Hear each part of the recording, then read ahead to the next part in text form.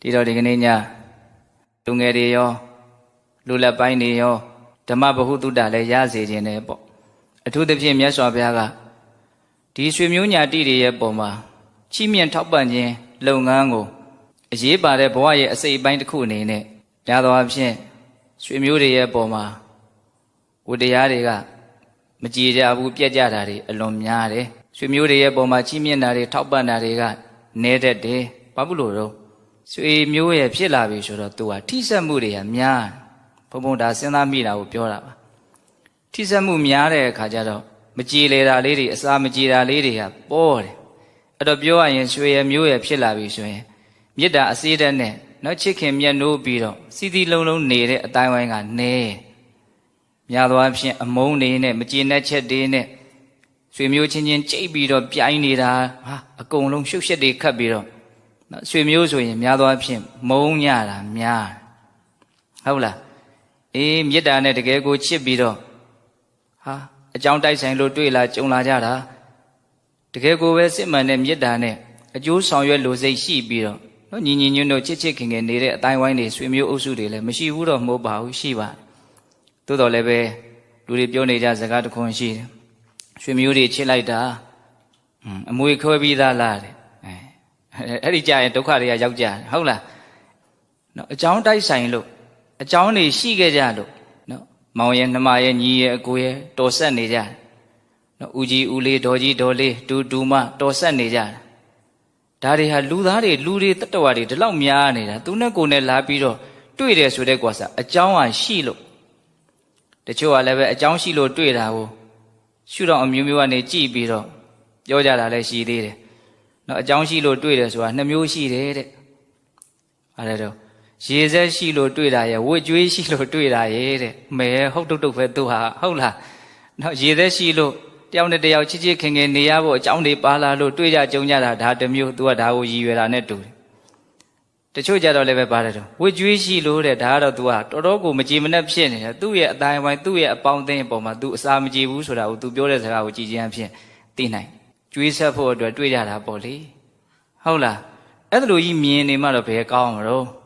တကယ်ဆိုရေသက်ရှိလို့တွေ့တာကြုံတာလို့မြင်မှကောင်းမှာပေါ့နော်ညာတကနေစသင်္ဃဟ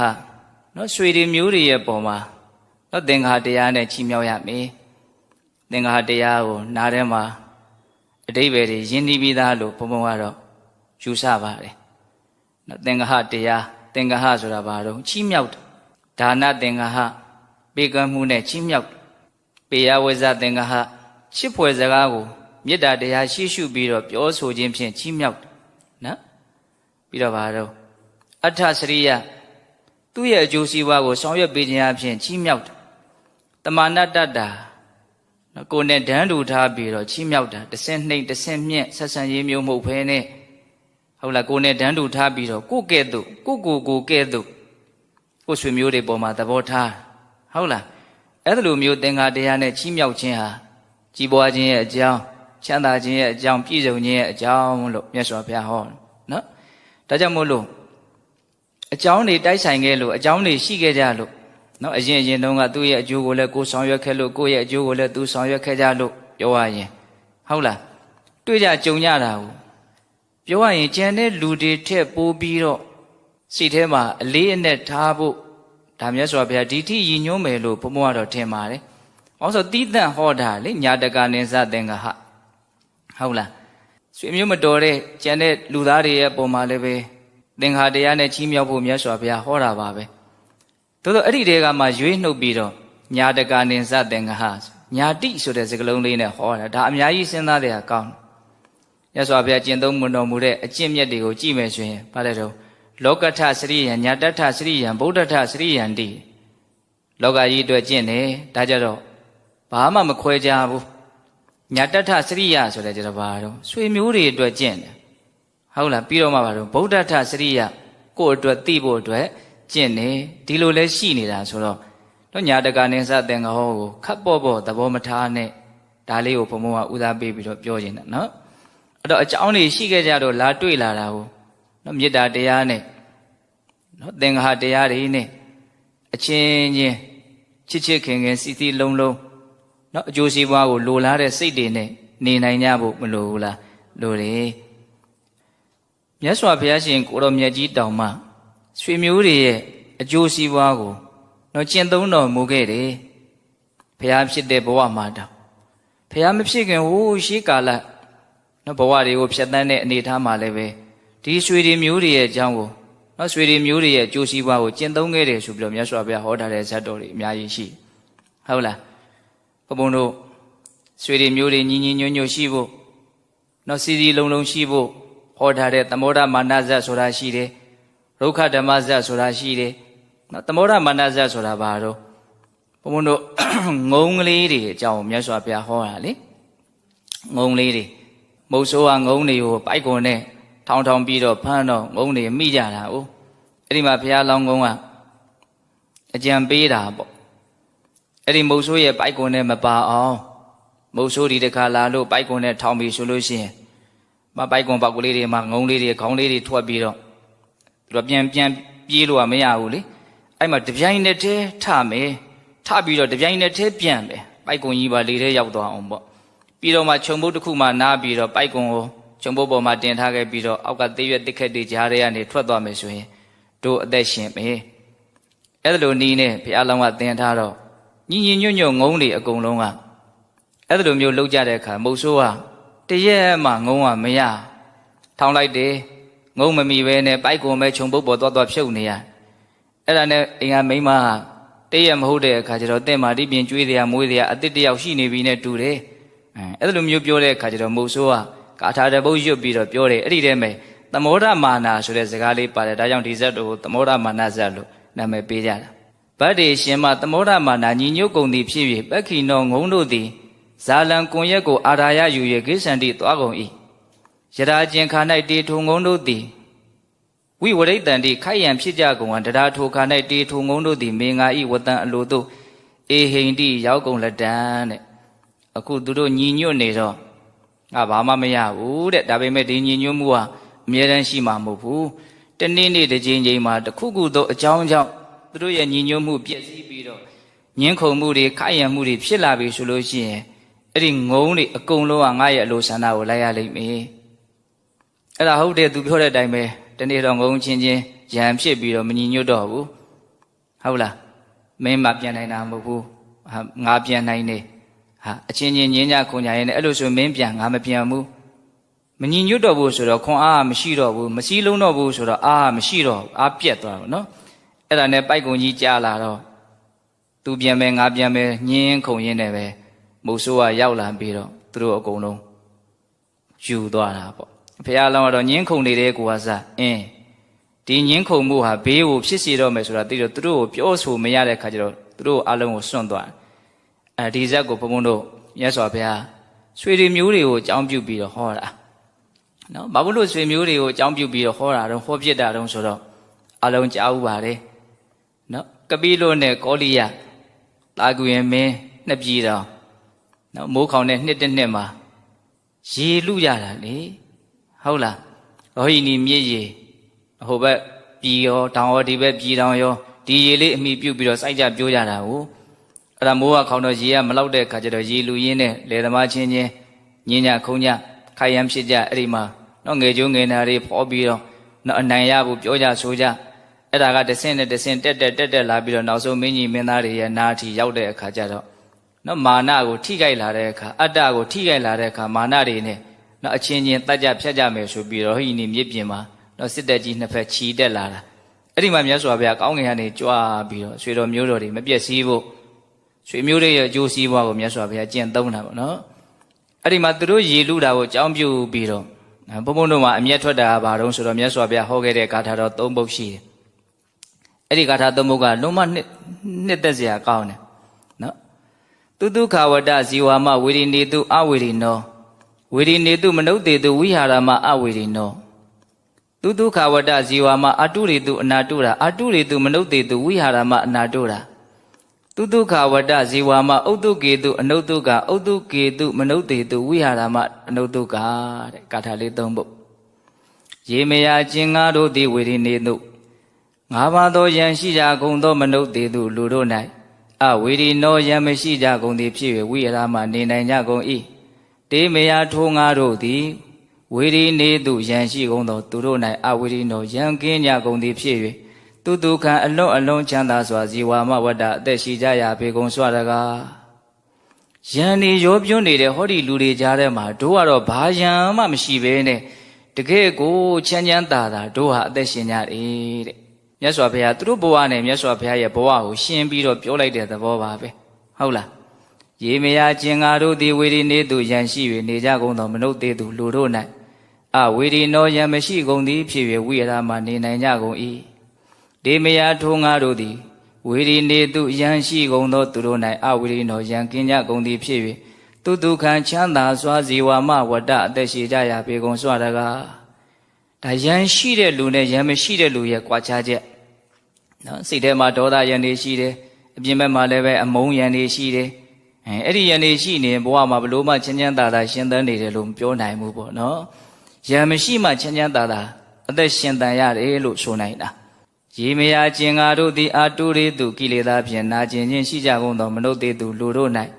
အနာတုရာကိလေသာဖြင့်နာကျင်ခြင်းမရှိကြကုန်သည်ဖြစ်၍ဝိရမနေနိုင်ကြပါကုန်၏ဒေမယာထိုးငါတို့သည်အာတုရေသူကိလေသာဖြင့်နာကျင်ခြင်းရှိကြကုန်သောသူတို့၌အနာတုရာကိလေသာဖြင့်နာကျင်ခြင်းကင်းကြကုန်လျက်သူဒုက္ခအလွန်အလွန်ချမ်းသာစွာဇီဝမဝတ္တအသက်ရှိကြရာပေကုန်စွာတကားဒါဒုတိယကဒါလေးလောကကြီးတစ်ခုလုံးကလိုဆန္ဒတွေမကျေနပ်မှုတွေအမှန်မသိမှုတွေနဲ့နာကျင်ခံခက်နေကြတယ်တဲ့တတ္တဝါတွေရဲ့စိတ်ဟုတ်လားစိတ်ကနာနေတယ်မသက်သာဘူးပင်ပန်းနေတယ်ဆင်းရဲနေတယ်ပေါ့ဘာကြောင့်လို့အလိုဆန္ဒမကျေနပ်မှုအမှန်မသိမှုဒီတရားသုံးမျိုးကောင်းဆောင်တဲ့ကိလေသာတရားတို့ရဲ့ထိုးနှက်မှုကြောင့်ပေါ့အဲ့ဒါမြတ်စွာဘုရားမှာတော့အဲ့ဒီကိလေသာတရားတို့ရဲ့နှိမ့်ဆက်တာကိုမခံရတဲ့အတွက်ကြောင့်နာကျင်ခြင်းမရှိဘူးနာကျင်မှုမရှိတဲ့အတွက်ကြောင့်ဘဝမှာသူတုခဝတ္တဇီဝမှာအလွန်အလွန်ချမ်းချမ်းသာသာအသက်ရှင်ပြီးတော့နေတယ်လို့ဆိုရတယ်တဲ့နော်ရေမယာကျင်ငါတို့သည်ဥဒ္ဒကေတုကာမဂုဏ်ရှာဖွေမှုလုံလကြောင်းကြပြု၍နေကြကုန်သောမနုဿသေးသူလူတို့၌အနုတုကလုံလကြောင်းကြမပြုကြကုန်သည်ဖြစ်၍ဝိရမနေနိုင်ကြကုန်၏ဒေမယာထိုးငါတို့သည်ဥဒ္ဒကေတုကာမအရာလွန်စွာကြောင်းကြအထုတ်ခြင်းရှိကြကုန်သောသူတို့၌အနုတုကအထုတ်ခြင်းကင်းကြကုန်လျက်သူဒုက္ခအလွန်အလွန်ချမ်းသာစွာဇီဝမဝတ္တအသက်ရှိကြရာပေကုန်စွာတကားလောကလူသားတွေကိုကြည့်လိုက်မယ်ဆိုလို့ရှိရင်အမြဲတမ်းတလှုပ်လှုပ်တရားရနဲ့နားရတယ်လို့မရှိဘူးသူတို့အမြဲတမ်းအားစိုက်ပြီးတော့လှုပ်နေကြရတယ်ဘာအတွက်လှုပ်နေကြရတာတော့အလိုရှိရတစ်ခုခုကိုရှာဖွေဖို့ရရှိဖို့အတွက်သူတို့လှုပ်နေကြရတယ်ဟုတ်လားအဲ့တော့သူတို့ရှာနေတာဘာတော့ကာမဂုဏ်တရားအာယုန်တရားဟုတ်လားဒုက္ခဝေဒနာကိုဖြစ်စေတတ်တဲ့အာယုန်တရားတွေ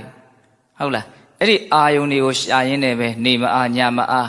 နော်ပင်ပင်ပန်းပန်းစင်စင်ရဲနေကြရအဲ့ဒါကိုမရှာတဲ့ပုံကိုယ်တွေကြတော့ငြိမ်းချမ်းမှုအပြည့်အဝနဲ့ဘဝမှာချမ်းချမ်းသာသာနေနိုင်ခွင့်ရတယ်လို့မြတ်စွာဘုရားအဲ့ဒါလိုရေလူပြီးတော့အချင်းချင်းတတ်မယ်ဖြတ်မယ်ဆိုတဲ့စိတ်ကူးနဲ့ရောက်ရှိလာကြတဲ့ဆွေတွေမျိုးတွေကိုအဲ့ဒီဒေသနာဟောတော့နော်အကုန်လုံးလက်နဲ့တွေပြစ်ချပြီးတော့နော်မြတ်စွာဘုရားရဲ့တရားဒေသနာကြောင့်ချို့ဆိုရင်အရိယာတွေဖြစ်ကြတယ်နောက်ပိုင်းကျတော့သူတို့ကမြတ်စွာဘုရားကြောင့်မလို့သူတို့အသက်ရှင်ကြတယ်ဆိုပြီးတော့နော်တစ်ဖက်လည်းရင်250လို့ဘုံတင်တယ်မင်းသားတွေယဟန်ပြုရမယ်ဆိုပြီးတော့သာသနာတော်ကိုလှူဒန်းတဲ့သဘောမျိုးပေါ့နော်အဲ့ဒီမှာမြတ်စွာဘုရားကဇတ်တော်တော်များများဟောထားတာထဲမှာစောစောကပြောခဲ့တာကသမုဒ္ဒမာနဇတ်နောက်ဒုက္ခဓမ္မဇတ်ဆိုတာရှိသေးတယ်အဲ့ဒါကဘာလဲဆိုတော့ဘုရားလောင်းကတခါမှယုတ်ကစိုးဖြစ်တာယုတ်ကစိုးဖြစ်တဲ့အခါကျတော့ဒီကုဝေဒနမင်းအပြောင်းလဲမှာကိုကြိုက်တဲ့အပင်တွေကိုယူကြဆိုပြီးတော့နတ်လောကမှာလည်းပဲအဲ့လိုလူတွေမသိနိုင်တဲ့ဆန်းကျယ်တဲ့ကိစ္စတွေရှိတယ်အဲ့ဒါဘုရားလောင်းကသူ့ရဲ့အမျိုးတွေလက်အောက်ငယ်သားတွေကိုဟေးမင်းတို့တစ်ပင်ကိုယူပြီးဆိုလို့ရှိရင်ကိုဗိမာန်ကိုယူပြီးဆိုလို့ရှိရင်တပင်နဲ့ကွဲနေတဲ့အပင်တွေကိုမယူကြနဲ့စီးလုံးနေတဲ့ဟုတ်လားစုစည်းနေတဲ့အပင်တွေအများကြီးတောကြီးလိုဖြစ်နေတဲ့ဟာကိုပဲစုပြီးတော့ညီညွတ်ညွတ်ညွတ်ယူကြခွဲပြီးတော့မနေနဲ့စီးလုံးပြီးတော့နေကြလို့ဒီအဓိပ္ပာယ်မျိုးနဲ့ကွဲပြားနေတဲ့အပင်ကိုမယူနဲ့လို့ပြောတော့ဒါပေမဲ့တချို့ဉာဏ်မရှိတဲ့နတ်တွေကဘုရားလောင်းရဲ့စကားကိုနားမထောင်ဘူးကွဲနေတဲ့သစ်ပင်အကြီးတွေကိုယူမယ်လူတွေမြို့တွေရွာတွေနဲ့နီးတဲ့အပင်တွေကိုယူတယ်ဘာလို့ဆိုသူတို့ကတော့လူတွေရဲ့ပူဇော်မှုပသမှုကိုသဘောကျလို့တဲ့ဟုတ်လားအဲ့လိုယူတဲ့ခါကျတော့နောက်လေမုန်တိုင်းကြီးတွေလာတဲ့ခါကျတော့ဟ ဟိုမှာအတိုင်းနဲ့ဝိုင်းနဲ့စုစည်းပြီးတော့နေတဲ့နော်အင်ဂျင်တော်ကြီးကဘာမှမဖြစ်ဘူးနော်လက်လာပါမက်ပြီးတော့တပင်နဲ့ကွဲနေတဲ့အပင်ကြီးတွေလူသူနီးတဲ့နေရာမှာယူတဲ့နက်တွေအကုန်လုံးအပင်တွေကျွတ်လဲပြီးတော့ဒုက္ခရောက်ကြတယ်ဟုတ်လားဒါကြောင့်မြတ်စွာဘုရားညီညွတ်မှသာလင်ချမ်းသာတာမညီညွတ်ရင်မချမ်းသာဘူးဆိုပြီးတော့ရွှေတော်မျိုးတော်တွေကိုမြတ်စွာဘုရားအာယုံစိုက်ပြီးတော့ချမ်းသာဖို့ပြောတာပေါ့နော်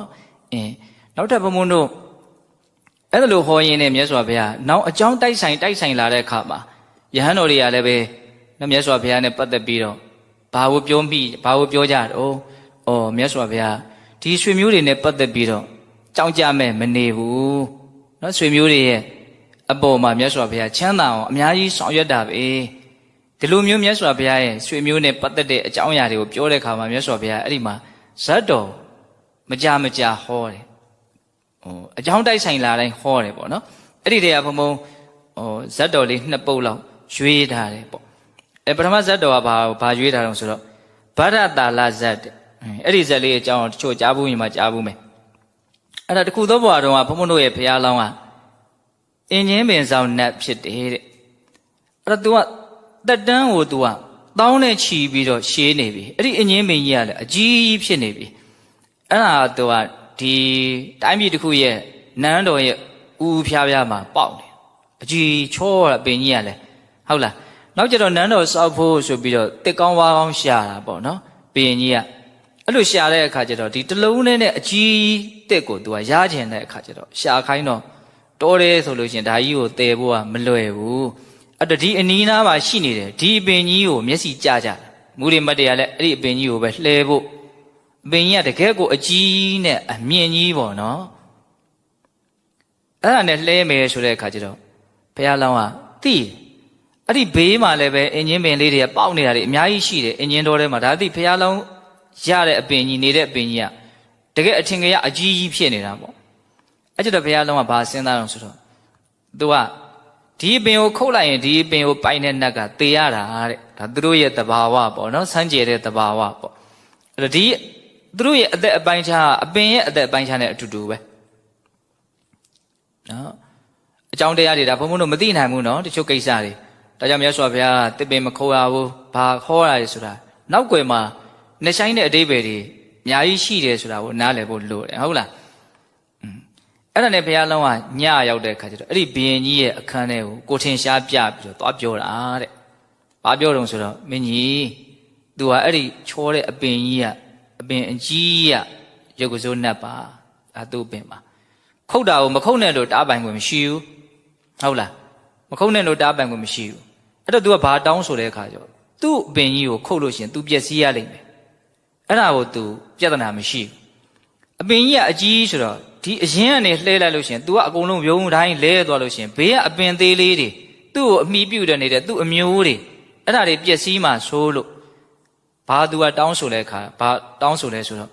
သူ့ကိုခုတ်လို့ရှိရင်အကိုင်းလေးတွေကိုအရင်ခုတ်ပြီးတော့မှအဖျားကိုခုတ်အပိုင်းပိုင်းဖြတ်နောက်ဆုံးကြမှာအမြစ်ကိုဖြတ်ပါအရင်ကိုခုတ်ပါဘေးကိုမထိခိုက်အောင်လို့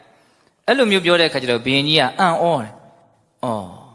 အဲ့လိုလုပ်လို့ရှိရင်တင့်ပိုးပြီးတော့ခံရခက်မှာပေါ့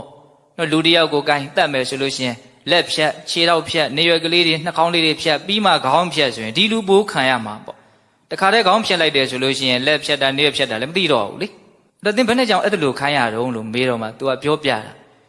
ငါ့ကိုအရင်ကဖြတ်လိုက်လို့ရှိရင်လဲသွားရင်ငါဘေးကအမျိုးတွေထိခိုက်မှာဆိုလို့တဲ့အဲ့လိုပြောတဲ့အခါကျတော့ဘင်ကြီးစိတ်ကတော်တော်ထိခိုက်သွားတယ်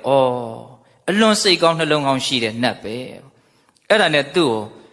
နော်သူ့ရဲ့စိတ်ဓာတ်ကိုသဘောကျလို့ဆိုပြီးတော့မခုတ်တော့ဘူးအမြဲတမ်းပူဇော်အမြဲတမ်းပူဇော်ထားတာပေါ့နော်အဲ့ဒါမြတ်စွာဘုရားအဲ့ဒီတုန်းကလည်းဆွေတွေမျိုးတွေအကြောင်း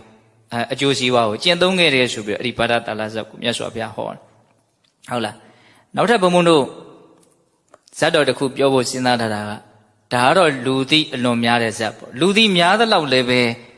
ပြောစရာကောင်းတဲ့နော်ဆင်ញင်စရာကောင်းတဲ့ဇတ်တော်တစ်ပုဒ်ပေါ့နော်အဲ့ဒါဘာလို့ဆိုတော့မဟာကပိဇတ်တဲ့နော်ဘုံဘုံတို့ငယ်တုန်းက၄တန်းထဲမှာလည်းတူမူလာတန်းမှာသင်ရတယ်လေဘုရားလောင်းမြောက်မင်းဟုတ်လားသူကဒီဟိမဝန္တာတောအဆက်ကချောင်းလေးမြစ်သေးသေးလေးစီးတဲ့တောအုပ်တစ်ခုမှာသူကနေတာဟုတ်လား အဲ့ဒီမြစ်သေးသေးလေးကသူကဘယ်ထိစီးသွားတော့နေရဘယ်ထိစီးသွားတော့ဆိုတော့အဘင်းရဲ့ဒီတိုင်းပြည်တစ်ခုရဲ့အနေအဆက်ထိစီးသွားပြီးတော့မှပင်လယ်ထဲရောက်သွားသူအဲ့ဒီရေလမ်းကြောင်းကိုသိအဲ့ဒီမှာသူတို့ဒီပြဿနာဖြစ်တဲ့အကြောင်းအရာကအဲ့ဒီမြစ်ကမ်းဘေးမှာအလွန်ချိုမြိန်တဲ့သရက်ပင်ရှိအဲ့ဒါမြောက်တွေကအဲ့ဒီသရက်ပင်တီးပြီးဆိုလို့ရှိရင်သွားပြီးတော့စားကြတယ်သရက်ပင်ကြီးကလည်းအကြီးကြီးစားလို့မကုန်နိုင်ဘူးအဲ့ဒါသူတို့ရဲ့စကြက်ပေါ့နော်အဲ့ဒါဘုရားလုံးကဘာလုပ်တော့ဆိုတော့တရက်ပင်တရက်တီးတီးပြီဆိုရင်ဒီမြစ်ဖက်မှာကြာနေတဲ့အကိုင်းကအသီးတွေအကုန်လုံးကိုဖျက်ဆီးခိုင်းတယ်နုနုလေးတွေကစအကုန်ဆွတ်ပြစ်အရွက်အပွင့်တွေကစဆွတ်ပြစ်အသီးဖြစ်မှမြင်လဲဆွတ်ပြစ်အကိုင်းတွေလည်းချိုးအဲ့ဒီမြစ်ဖက်မှာတိတ်ပြီးတော့တရက်တီးမှဲ့လို့ကျွေးကြသွားလို့မြေချောင်းလျှောက်မျောသွားလို့လူတွေကစားရရင်အလွန်ကောင်းတဲ့အသီးဖြစ်တဲ့အတွက်ကြောင့်လူတွေလာပြီးတော့ရန်ရှာမှာဆိုလို့ဘုရားလုံးအဲ့ဒီတိုင်းခိုင်းသူ့ရဲ့လက်အောင်ငယ်သားတွေအဲ့ဒါတစ်နှစ်မှာတော့ဒီတရက်တီးတီးကခါချင်းတုတ်ထဲမှာရှိနေသူတို့မသိဘူးမဖြက်စီးမိဘူးပေါ့နော်အဲ့ဒါကြီးကမှဲ့လာတဲ့အခါကျတော့ကြွေးကြပြီးတော့မြေချောင်းလျှောက်မျောသွားပြီးတော့အစင်ရေချိုးပေးနေတဲ့စင်ဦးစီးရတဲ့အခါကျတော့သူ့ရဲ့ဘရင်ကိုဆက်တာတယ်တည်တည်ရတယ်အကြီးကြီးဆိုတော့အဲ့ဒါနဲ့ခွဲစားကြတဲ့အခါကျတော့အရသာသူတို့ဒီမှာရှိတဲ့ဘယ်တရက်နဲ့မှမတူဘူးဟာတော်ထူးဆန်းတယ်ဆိုပြီးတော့ဘရင်ကအဲ့ဒီတရက်ဒီဟူသောအချောင်းကြောင့်စစ်အင်္ဂါ၄ပါးနဲ့အဲ့ဒီတရက်ပင်ရှာပုံတော်ထွက်တယ်ဒါမြစ်ထဲကမျောလာတာဆိုတော့အပေါ်မှာရှိမယ်ပေါ့ဟုတ်လားအဲ့ဒါနဲ့ရှာမလို့ထွက်တော့တွေ့ရောအဲ့ဒီသက်ပင်ဟောဒီအပင်တွေ့ပြီဆိုတော့အဲ့ဒါနဲ့အဲ့ဒီအပင်ကြီးအောက်မှာခြံရံပြီးတော့ညအိတ်ကြတာတဲရတာပေါ့နော်ပြီးရင်တရတိခူပြန်မယ်ပေါ့အဲ့ဒါသူတို့ကလည်းဒီလိုအိတ်နေတဲ့ခါကျညရောက်တဲ့ခါကျတော့မြောက်တွေကလည်းပဲဒီတရတိစားနေကြဆိုတော့လာကြတာအောက်မှာလူတွေအိတ်တာကိုသတိမထားမိလို့လားခက်လန်းလန်းမအိတ်လို့လားဘလို့လဲတော့မသိဘူးမြောက်တွေလည်းလာကြတာအများကြီးအဲ့မှာဘုရားလောင်းလည်းပါအဲ့လိုနဲ့သူတို့ညာကြီးတကောင်လောက်ရောက်တော့လူတွေကနိုးရောဟောအတန်ကြားတော့နိုးမှာပေါ့ဟာမြောက်တွေဆိုတော့အဲ့ဒီတဲ့ပင်ကြီးကိုအကုန်လုံးစစ်သားတွေကဝိုင်းထားလိုက်တယ်မြောက်သားလဲစားကျင်လို့လဲဖြစ်မယ်ပေါ့အဲ့ဒါနဲ့မြောက်တွေကကြောက်ကြလန့်ညဘင်ကြီးကလည်းဒီတိုင်းပဲမီးထွန်းပြီးတော့ကြည်နေတာနော်ဒီမြောက်တွေဘာတွေလဲမသိဘူးဆိုတော့ကြည်နေတာဟုတ်လားအဲ့အကုန်လုံးကြောက်ကြလန့်ညသေဘေးနဲ့တွေ့တဲ့ခါကျတော့မြောက်တွေကဘယ်မှလည်းပြေးမရဘူးစစ်တပ်ကဝိုင်းထားစစ်သားတွေကဟုတ်လားအဲ့ဒါနဲ့ဘုရားလုံးကဒီအမျိုးတွေအတွက်ငါအသက်ကိုပေးမယ်လို့သူစဉ်းစားနေတယ်အဲ့ဒါနဲ့ဘာလုပ်တုံဆိုတော့အဲ့ဒီမြစ်ဘက်ကိုထွက်နေတဲ့အကိုင်းဘက်မှာတက်ပြီးတော့တစ်ဖက်ကန်းကိုအလွန်ကြီးမားတဲ့ခွန်အားနဲ့ခုန်လိုက်တယ်ရောက်သွားတယ်ဟိုဘက်ကိုရောက်သွားပြီးတော့မှသူຫນွယ်ကြိုးရှာတယ်တဲ့တော်တယ်မှာမြန်မြန်ပဲຫນွယ်ကြိုးရှာအဲ့ຫນွယ်ကြိုးရှာပြီးတော့အဲ့ဒီຫນွယ်ကြိုးကိုတစကိုအဲ့ဒီဘက်ကမြစ်ကမ်းဘက်ကတစ်ပင်တစ်ပင်မှာသူချီတစကိုသူ့ခါမှာချီပြီးတော့အဲ့ဒီအမြင့်အပင်ပေါ်မှာတက်ပြီးတော့ဒီသေးအပင်ကိုပြန်ရောက်အောင်သူပြန်ခုန်လိုက်တယ်ဟုတ်လားအဲ့ဒီမှာသူမေလျော်မှုတစ်ခုတွက်ချက်မှုတစ်ခုလိုသွားတာဒီကျိုးဟာဝိတ်နဲ့နည်းနည်းအိတ်နေလို့ရှိရင်နော်ကျိုးကတိုးသွားမယ်လေအဲ့ဒီအိတ်စာလေးကိုသူမတွက်မိဘူးတဲ့အဲ့ကြောင့်မလို့သူကတစ်ပင်မော်ကိုသူကရှောရှူရှူရောက်မသွားဘူးနော်တကယ်လို့ရောက်သွားတယ်ဆိုရင်တော့အဲ့ဒီတစ်ပင်မော်မှာအဲ့ဒီကျိုးတစားကိုခြီလိုက်ရင်ပြီးပြီအဲ့ဒီကျိုးလျှောက်သူတို့သွားကြရုံပဲဒါပေမဲ့အဲ့လိုရောက်မသွားတဲ့အခါကျတော့အဲ့ဒီအကိုင်းကိုလှမ်းဆွဲပြီးတော့သူတွဲလောင်းဖြစ်နေဒီကျိုးကဒီအကိုင်းကိုခြီလောက်အောင်ထိမရှိဘူးတကက်မပြောသလောက်လေးလိုးနေတယ်အဲ့ဒီဥစ္စာကပြဿနာအကြီးကိုဖြစ်စေတယ်ဟုတ်လားအဲ့ဒါနဲ့သူဒီတိုင်းပဲနေတော့အချိန်မရှိဘူးဆိုတော့သူ့မြောက်တွေကိုကိုင်းမင်းတို့ကျိုးမချီမိတာတွေချီမိတာတွေတာတာထားငါကြောပုံးကိုပါနင်းပြီးတော့ဒီကျိုးတန်းလျှောက်သွားပြီးတော့ဟိုဘက်တော့ရောက်အောင်သွားကြအသက်ဘေးကလွတ်အောင်သွားကြဆိုတော့မြောက်တွေကအကုန်လုံးအဲ့ဒါသူ့ကိုအယိုသေးပြုတ်ပြီးတော့တကောင်ပြီးတကောင်သူ့ကြောပေါ်ကနင်းနေမသွားအဲ့ဒီမြင်ကွင်းကိုအောက်ကနေပြီးတော့ဘယင်ကြည့်နေလူတွေလည်းကြည့်နေတယ်အော်အလွန်ထူးဆန်းတယ်သူတို့မှလေးတွေမြားတွေပါတယ်ပြစ်မယ်ဆိုရင်ပြစ်လို့ရတယ်မပြစ်ဘူးဒီအားကတော်တော်စမ်းကြယ်တဲ့ကိစ္စပေါ့နော်ကြည့်ပါအောင်ဒီမြောက်ကြီးကနော်ကျန်တဲ့မြောက်တွေထဲလဲ तू ကအကောင်ကြီးတယ် तू ကခေါင်းဆောင်နဲ့တူတယ်အမျိုးမျိုးဝေဖန်ပြီးတော့အောက်ကနေကြည့်နေကြတာပေါ့နော်အဲ့ဒါနဲ့နောက်ဆုံးတကောင်ဟော तू ကဒေဝရအလောင်းလို့ပြောတယ်ဟုတ်လားငါယံသူရဲ့ကြိုးဝန်းကိုငါဒီကနေ့မြင်ရပြီအခါတိုင်း तू ဘယ်လိုမှမလှန်နိုင်ဘူးခွန်အားချင်းလည်းမနှမ်းဘူးဘာမှ तू ကမရှင်နိုင်တဲ့အခါကျတော့ तू ကငြိမ်မဲငြိမ်နေရတာပေါ့နော်အဲ့ဒါနဲ့ဒီနေ့တော့ तू မှာ तू ကြိုက်တယ်လို့နှိမ့်ဆက်လို့ရပြီပေါ့နော်အဲ့ဒါနဲ့ तू ကအမြင့်ကိုတက်ပြီးတော့အရှိန်နဲ့ခုန်ချတယ်တဲ့အဲ့ဒီတန်ရာကြောင့်ဘုရားလောင်းရဲ့နှလုံးဟာကွဲတယ်တဲ့ဟုတ်လားအဲ့ဒါကိုလည်းအောက်ကဘရင်ကမြင်တယ်အံ့ဩတယ်အဲ့ကျတော့မှမြောက်လေးလည်းမရှိတော့ဘူးဆိုတော့မှတတရရတည်တည်ချာချာတက်ပြီးတော့အဲ့ဒီမြောက်ကြီးကိုချဟုတ်လား ချပြီးတော့အောက်ရောက်တဲ့အခါကျတော့မှတေချာခင်းပေးပြီးတော့မစီတွေပါလေးနဲ့သူ့ကိုပုတ်တက်ပြီးတော့ဒါပေမဲ့အသက်ကမြို့ပဲကြံတော့အဲ့ဒါနဲ့သူကမေးတယ်တဲ့ဘုရင်ကြီးကမြောက်ကြီးဒီမြောက်တွေကသင်နဲ့ဘာတော်တာတော့စမ်းကြည့်တယ်နော်အဲ့ဒီမြောက်ကလူစကားနဲ့ပြန်ပြောတယ်အေးတဲ့ဒါဟာသူ့ရဲ့လက်အောက်ငယ်သားတွေသူဟာဒီမြောက်တွေရဲ့အကြီးအကဲပေါ့ငယ်သားတွေဒုက္ခရောက်တယ်ဆိုလို့ရှိရင်သူ့မှာတာဝန်ရှိတယ်ပေါ့ပြောရရင်ဒါသူ့အမျိုးတွေပဲအဲ့ဒါကြောင့်မလို့သူအသက်ဆွန့်ပြီးတော့ခဲ့တာဟုတ်လားအဲ့ဒါလို့သူလှုပ်တဲ့လှုပ်ထိုက်တာကိုလှုပ်တဲ့အတွက်ကြောင့်သူသေရမှာကိုလည်းမကြောက်ဘူးတဲ့သူ့မှာတတိလည်းရှိတယ်ဒါကြောင့်မလို့သေရမှာကိုလည်းသူမကြောက်ဘူးအဲ့ဒါလို့ဒီသူ့အကြောင်းလေးတွေကိုပြောပြပြီးတော့ဘုရင်ကြီးကိုလည်းပဲနော်အကြီးအကဲဆိုတာလက်အောင်ငယ်သားတွေရဲ့အပေါ်မှာအဲ့ဒါလိုမျိုးကိုကြိုးစွန့်တဲ့စိတ်ရှိရမယ်ဆိုပြီးတော့သူကအဆုံးအမပေးပြီးတော့သေသွားအဲ့ဒီဘုရင်ကြီးရဲ့လက်ပေါ်မှာပဲသေသွားတာပေါ့နော်အဲ့ဒါနဲ့ဘုရင်ကြီးကဒီမြောက်ကြီးကိုနန်းတော်ထိယူသွားတယ်ဒါအာဇာနည်ပဲပေါ့နော်လုံနိုင်ခဲ့တဲ့အလုပ်ကိုလုပ်တဲ့ပုဂ္ဂိုလ်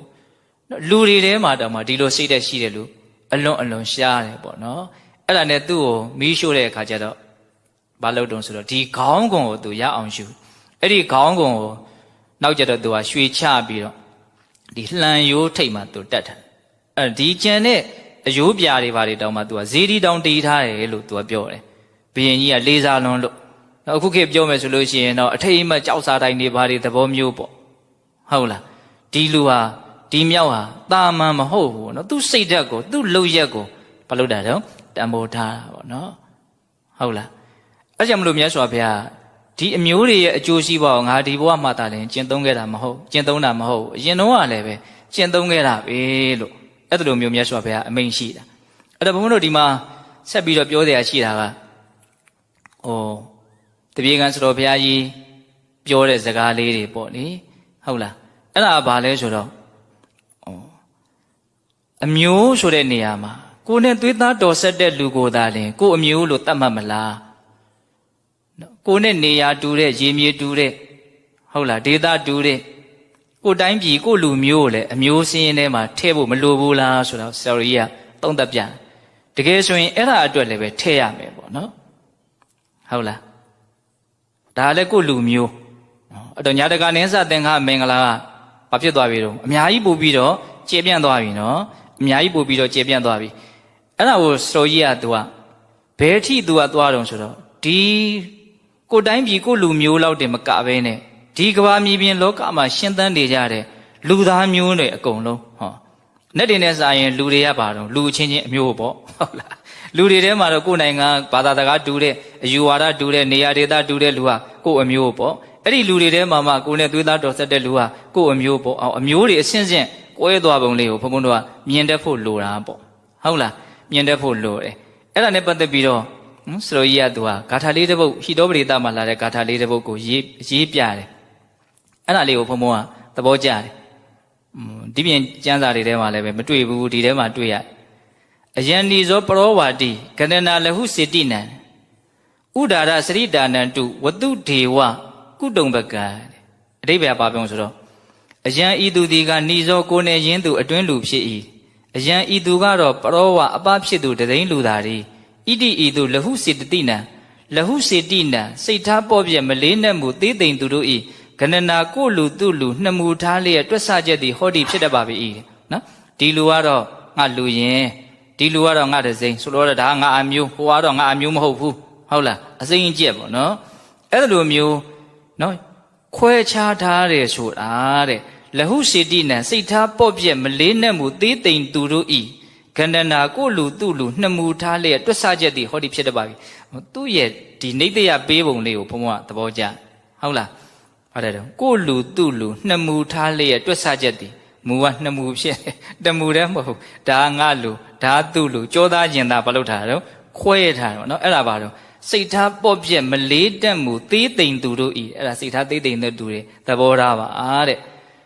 ဥဒါရစရိတာနံတုတယ်စိတ်နေသဘောထားကြီးမားမြင့်မြတ်သူတို့အတွက်မှာမို့ကဝတုတာကပ္ပဘွေခွင်မြေပြင်တစ်လုံးတည်နော်မြေတစ်ပြင်လုံးတည်ကုတုံမကံဧဝအိမ်တော်တစ်ခုဒီမိသားစုအနေဖြစ်ရပါပေတည်းတဲ့နော်စိတ်ထားကျေပြန့်မြင့်မြတ်တဲ့လူအတွက်ကတော့ကဘာကြီးဟာ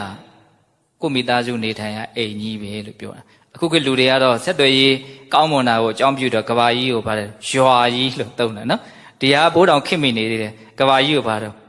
ကိုမိသားစုအိမ်တဲ့ကင်ရွာဆိုမှဟိုအိမ်ဒီအိမ်ကွဲနေသေးတယ်ဟုတ်လားကိုမိသားစုအိမ်ဆိုတော့သူကဘိုးတော်ဘာဖြစ်နေတော့မေတ္တာအငွေ့အသက်ကိုပို့ပြီးတော့တွေ့ရတယ်လူတွေကကဘာကြီးကရွာပါလို့ပြောတာမေတ္တာအငွေ့အသက်နဲ့ပြောတာမဟုတ်ဘူးဆက်သွယ်ရေးကောင်းတာကိုကြည့်ပြီးတော့ပြောတာခလုတ်တစ်ချက်နှိပ်တန်းနဲ့ကဘာရှည်ချမ်းကနေအနောက်ချမ်းကိုလှမ်းမြင်ရတယ်ဟုတ်လားစကားပြောလို့ရတယ်သူကဒါလောက်ကိုကြည့်ပြီးတော့ကဘာကြီးကိုရွာလို့ပြောတာအခုတည်းကဘာလဲတော့ကဘာကြီးကမိသားစုနေထိုင်ရာအိမ်ကြီးလို့ပြောတာဟုတ်လားအဲ့ဒါနဲ့ပတ်သက်ပြီးတော့ဆရာတော်ကြီးကဘာထောက်ထားပြသေးလဲဆိုတော့ဘုန်းဘုန်းတို့အနမတကတန်ယုံမှာလာတဲ့ဒေသနာတစ်ခုရှိတယ်နာသောဘိခွေတတော်သူလဘရူပေါ်ယောနမာတာဘူတပုပ္ပောဟုတ်လားအမေမတော်ဘူးတဲ့လူဆိုတာအလွန်ရှည်လျားတဲ့တန်တရားမှာမရှိဘူးတဲ့ဟုတ်လားအဖေမတော်ဘူးတဲ့လူဆိုတာမရှိဘူးညီကိုမောင်နှမမတော်ဘူးတဲ့လူဆိုတာမရှိဘူး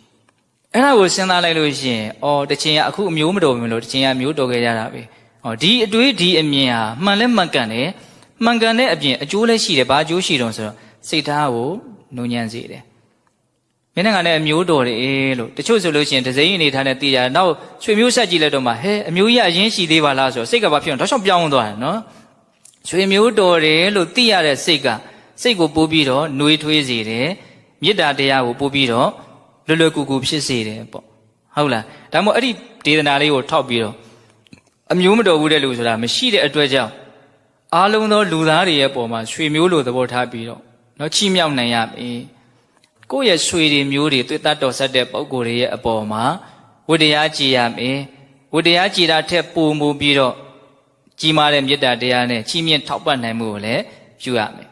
ဟုတ်လားဒါကတော့အလိုအဆုံးအရာကိုပြောတာပေါ့နော်သို့တော့အဲ့ဒါတည်းတစ်ဆင့်တက်ပြီးတော့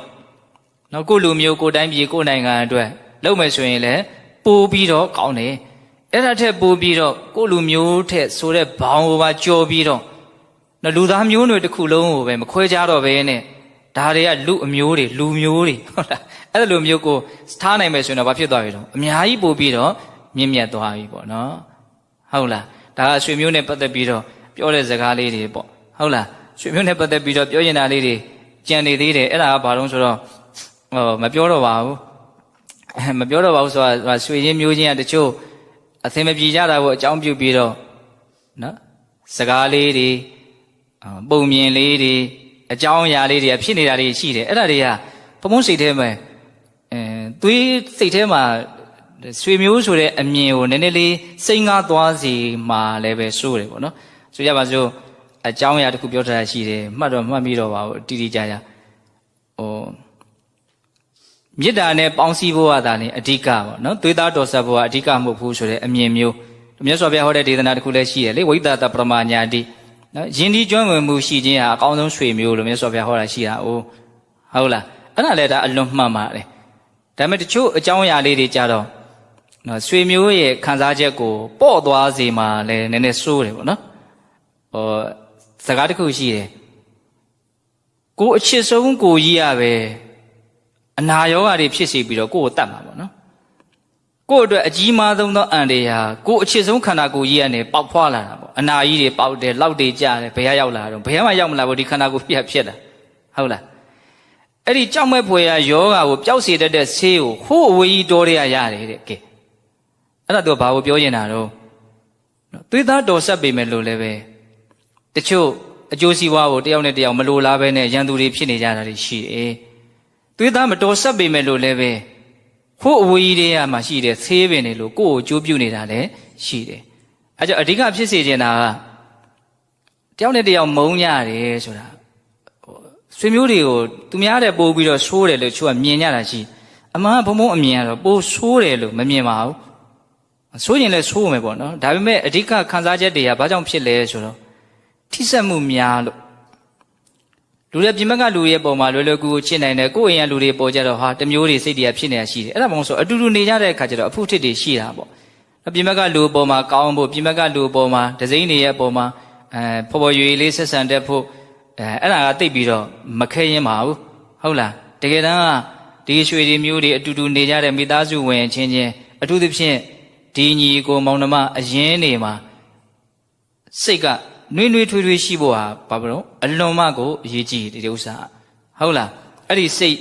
ပေါ့သွားမှာဆိုလို့သို့တော့အကြောင်းအရာတွေမပြောဘူးလို့ပြောတာဒါပေမဲ့ပေါ့စရာအကြောင်းလည်းမရှိပါဘူးအဲ့ဒါလည်းပဲမှန်တဲ့လောက်ကလည်းမှန်နေတာ။အိုးမြတ်စွာဘုရားပြောထားတဲ့ဝိသတာပရမညာတိရတော့ဒါအမှန်ဆုံးပဲလေဟုတ်လားနော်ဗါတယ်တော့ယဉ်ဒီကျွမ်းဝင်မှုရှိခြင်းဟာအကောင်းဆုံးဆွေမျိုးလို့အဲ့လိုပြောတာဟုတ်လားသို့တော်လည်းပဲညာတကနေစသင်္ကာဆိုတာကိုဘုံဘုံတို့ကဘယ်လိုမျိုးသဘောပေါက်စေချင်တာတော့အကြောင်းရှိခဲ့လို့နော်ဆွေရမျိုးရသားချင်းရဖြစ်လာကြပြီဟုတ်လားဆိုကြပါစို့ညီကောင်တော်မအရင်ဆိုရင်ဒီအဖေဒီအမေအတူတူကနေပေါ့ဒီသွေးဒီသားကိုအမိပြုတော့ဖြစ်လာတာနဲတဲ့နော်နဲနဲနော်နော်အကြောင်းမဟုတ်ဟုတ်လားဆိုကြပါစို့ဦးလေးတော်လေးဆိုရင်ဟောကို့အဖေရဲ့အဖေနဲ့ကို့အဖေရဲ့ဒါမှမဟုတ်ကို့အမေနဲ့သူတို့ကဘာတော့တသွေးတသားတဲ့အမိပြုပြီးတော့ဖြစ်ခဲ့ကြတယ်တဝင်းခွဲတွေဆိုရင်ဟာအဲ့ဒီအနေထားနဲ့ကို့အဖိုးနဲ့သူ့အဖိုးဟာဘာတော့အတူတူပဲလေဟုတ်လားနှစ်ဝင်းခွဲဆိုရင်ကို့ဘေးနဲ့သူ့ဘေးနဲ့ကဘာတော့အတူတူပဲတယောက်တည်းဒါကိုမြင်ရမယ်ဟုတ်လားအဲ့လိုဆိုလို့ရှိရင်ဘုန်းဘုန်းတို့စိတ်တွေကဘာတော့ရွှေမျိုးတွေရဲ့ပုံမှာနော်ပို့ပြီးတော့တန်ဖိုးထားဖို့ယဉ်နီးဖို့မေတ္တာရှိဖို့ဒါကြောင့်မြတ်စွာဘုရားဒီမှာတိတ္တညာတကနေစသင်္ကောဟောလို့ခေါ်ထားတယ်လို့ဘုန်းဘုန်းကတော့အဲ့လိုမြင်ပါတယ်အဲ့လိုပြောခြင်းပါတယ်ဟုတ်လား